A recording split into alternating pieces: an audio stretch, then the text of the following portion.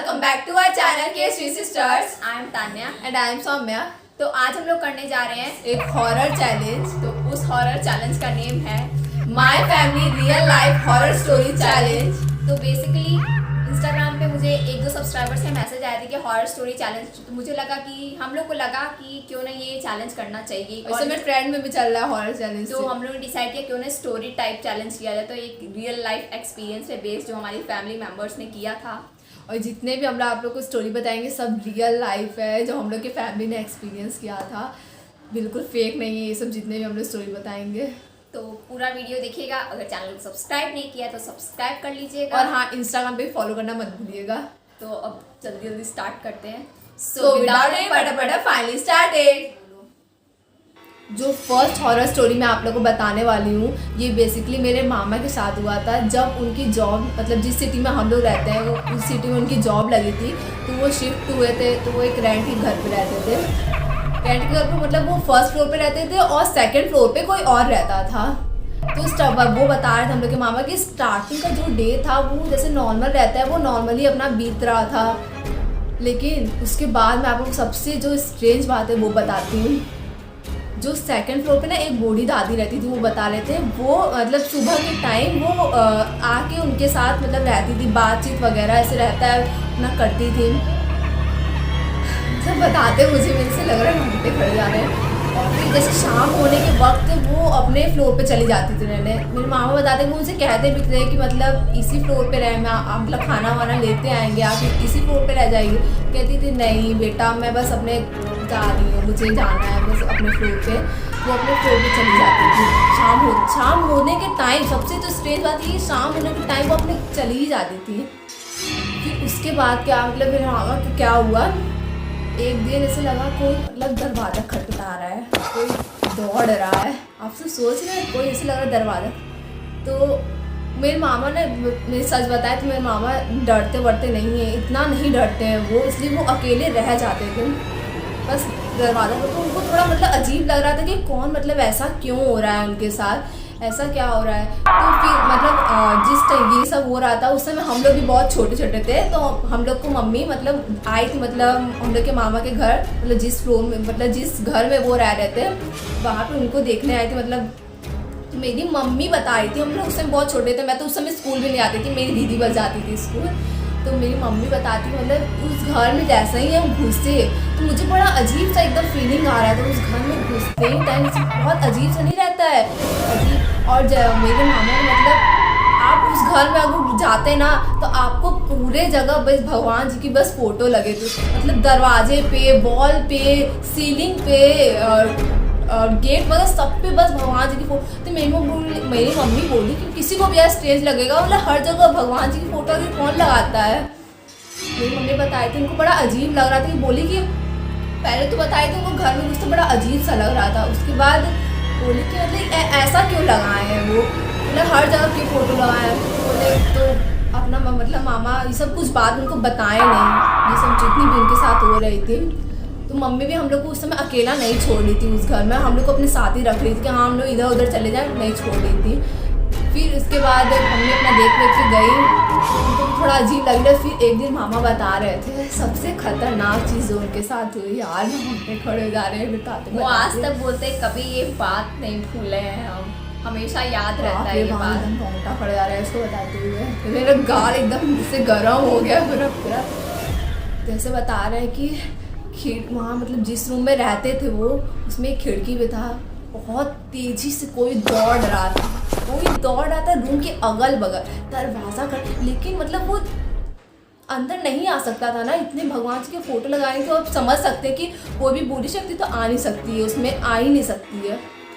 मेरे मामा इतने ज़्यादा उस दिन डर गए, मतलब कोई दरवाज़ा खटखट बहुत तेज़ी से खटखटाया जा रहा है, खिड़की के पास से ऐसे बहुत तेज़ से दौड़ रहा है। ज़्यादा डर गए कि वो मतलब ऐसा हुआ। तो वो मामा मेरे उसी टाइम भगवान जी का एक पोस्टर हाथ में लिए हुए कस के पहले बिल्कुल तेजी से वो भाग के सड़क पे गए थे सीधे। सबसे पहले तो और सामान वामान सब छोड़ के वहाँ पे बस भगवान जी का एक फोटो और पोस्टर वगैरह लेके अब पूरी रात उन्होंने उस सड़क पे ही बिताई। तो चाय की दुकान पे बैठ के। हाँ, और जैसे ही मतलब सुबह हुआ तो मतलब उनसे रहा नहीं कि ये हो क्या रहा है। जब उन्होंने अगल बगल वाले मतलब लोगों पड़ोसियों से पूछा तो आप जानते हैं क्या उन्होंने बोला है? जिस रूम में वो रह रहे थे उस रूम में किसी लड़की ने सुसाइड की थी। आप समझ रहे हैं? मतलब जिन्होंने उनको रेंट पे दिलवाया, जिस ओनर ने, उनको ये बात उनको बताना तो चाहिए था एक बार कि हाँ इस घर में ये चीज़ ऐसी हो। उन्होंने कुछ, और बल्कि जो उसके ऊपर वाले फ्लोर में जो भी लोग रहते थे उन्होंने भी इसके बारे में कुछ नहीं बताया। और समझ रहे हो, उस रूम में किसी की ऐसी हुई थी तो फिर क्या ही अब बोलूँ। बहुत ही डर लग रहा है इस स्टोरी पूरी, ऐसे मेरा गाल एकदम गर्म हो गया बिल्कुल। हाँ यार, इस स्टोरी को बताते। तो हम लोग की फर्स्ट स्टोरी ये कंप्लीट हो गई है। उसके बाद तो बताओ कि फिर हुआ क्या। फिर मामा तुरंत नाना को फ़ोन करते हैं, फिर नाना आते हैं, फिर उन्हें लेके वापस फिर वो अपने घर चले जाते हैं वापस रहने। हाँ, सब चीज़ छोड़ छाड़ के, जो चीज़ था वैसे ही सब छोड़ छाड़ के अपने घर चले जाते हैं। हाँ, तो जो सेकेंड स्टोरी मैं सुनाने जा रही हूँ वो मेरे नानी के ऊपर बेस्ड है। तो बेसिकली रात का टाइम था, तो ऑलमोस्ट 10 या 11 बज रहे होंगे। तो मेरी नानी को ऐसा लगा कोई जैसे रात के टाइम चौथे पे बैठ के कोई रो रहा है, मतलब कोई औरत की आवाज़ लग रही थी उनको रोने की। तो वो जाके देखी तो कोई सफ़ेद साड़ी पहन के रो रहा था, वो सही में कोई रो रहा था। तो मेरी नानी मतलब गई पूछ रही कि भैया क्यों रो रही हैं। तो वो बोल रही हैं कि इस घर में कुछ होने वाला है इसलिए मैं रो रही हूँ। तो फिर नानी बोलती है ऐसा मत बोलिए, आपको कुछ चाहिए खाने को, खाना चाहिए। तो बोली हाँ खाना, मुझे डर लग रहा था, पूरे गूस बम्स आ गए बोलते बोलते। तो बोली हाँ खाना चाहिए। तो मेरी नानी खाना नहीं, तब से वो खाना लेके जैसे ही आती है तब से वो गायब हो जाती है। और जैसे वाइट रोशनी होती है, कोई भी वाइट रोशनी आके जैसे नानी के घर के अंदर, मतलब कि जो मेरी नानी का घर है उसमें शॉप दुकान है, तो दुकान के जो ऊपर पटरी होती है उसको पटरी कहते हैं, उस पटरी के अंदर वो रोशनी चली जाती है फट से। तब से फिर देखती है नानी, फिर तुरंत चली जाती है। वो दूसरे दिन सबको बताती है, तो सब लोग क्या करता है, सब लोग चेक वगैरह करता है, मतलब कि क्या क्या गया है। बहुत लोग जाके उस दुकान, मतलब शॉप के अंदर जाके उस पार्टी में कुछ दिखता ही नहीं है, तब से कुछ नहीं पता चला। तो हमारी सेकंड स्टोरी यहीं पे ख़त्म हो जाती है। बहुत ही डरावना स्टोरी था यार, थोड़ा डर लगा, पर थोड़ी छोटी ही स्टोरी थी, पर तब भी सुन के बहुत डरावना लगता है ये स्टोरी। थर्ड स्टोरी मैं ही सुना रही हूँ आप लोग को। तो ये मेरे ऊपर रियल लाइफ बेस्ड है स्टोरी। तो ऑलमोस्ट थोड़े दिन की बात है, मतलब 4-5 दिन पहले की बात है। तो मैं अपने रूम में चादर ऐसे अपने भाई के साथ मस्ती कर रही थी, वो चादर अपने मुँह पे रखी थी, मतलब ऐसे छुपाई हुई थी अपना चेहरा। तो तब से एक अचानक से मतलब कि अजीब से बाल को करके, मतलब सामने कोई मेरा चादर ऐसे खोलता है, मतलब एकदम डरावना, जैसे बाल वाली था अजीब सा एकदम करके, एकदम क्या बताऊँ मैं। उस टाइम मैं उसका चेहरा देख के इतना ज़्यादा तेज से चिल्लाई। फिर जब मैं बहुत ध्यान से देखी, बहुत ही ध्यान से, मुझे है कौन, चिल्लाने के बाद तो डर लगता ही है, वैसे करके मैं तेज से 2 बार चिल्लाई। फिर बाद में पता चलता है कि वो ये इंसान है। यार अल्लाह, ये कैसा स्टोरी था। और इसको, यही वो इंसान थी, इसको देख के मैं इतना तेज चिल्लाई थी। तो उस टाइम ये सो के उठी थी मैडम का बाल एकदम खराब था उस टाइम। ये कोई स्टोरी नहीं होता है यार, ये कौन सी बात होती है, मतलब इनका बाल एकदम खराब था। और मैं अपने भाई को परेशान करके चादर अपने मुंह पे ऐसे की, और हमें लगा मेरा भाई आके मेरा बाल हटाए, तो मैडम आके मेरा बाल मतलब चेहरे पे से चादर हटाती है। तो ये आके कौन सा फालतू का स्टोरी था, आप बताइए। कोई सो के उठा तो बाल क्या आएगा, बस ये चिल्लाई, सब लोग रूम में ऐसे देख के चिल्लाई है।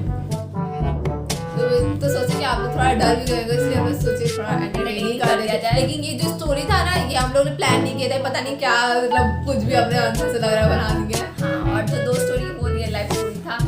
है तो 2-3 स्टोरी और है, पर वीडियो बहुत ज़्यादा लंबी हो जाएगी, इसलिए मैं आप लोगों से 2 स्टोरी रियल लाइफ सुना रही हूँ, एक थोड़ी इंटरटेनिंग के लिए सुनाई थी, और वो इंटरटेनिंग हुआ भी था मेरे साथ।